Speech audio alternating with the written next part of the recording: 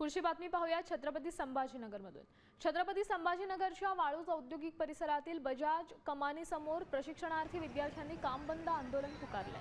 3 वर्षांचं प्रशिक्षण पूर्ण होऊनही डिग्री न मिळाल्याचा आरोप करत हजारो विद्यार्थी रस्त्यावर उतरले।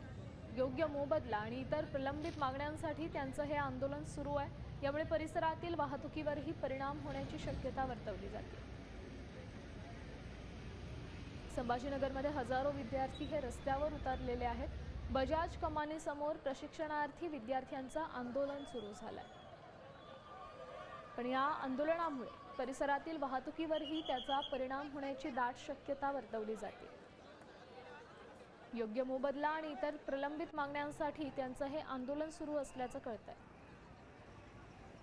हे दृश्य आहे छत्रपती संभाजीनगरमधली बजाज कमानी समोर प्रशिक्षणार्थींचं आंदोलन सुरू आहे। वाळूज परिसरात या सगळ्या आंदोलनामुळे वाहतुकीवर परिणामही होतो।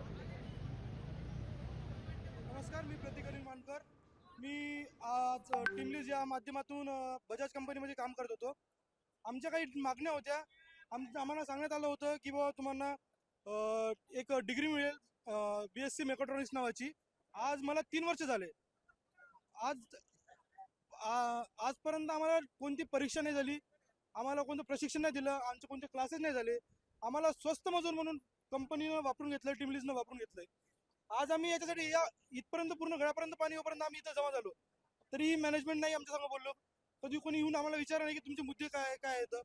आज आम्ही जेव्हा इथं आले तेव्हा त्यांनी सांगत आहे की तुमच्या संग चर्चा करू।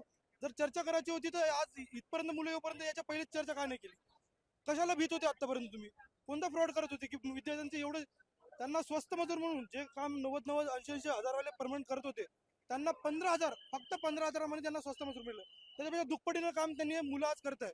जवान मुलं सर्व करू शकतात। मी खात्रीशीर न्यूजसाठी फक्त साम टीव्ही बघते, कारण तिथल्या बातम्या रिलेट करतात।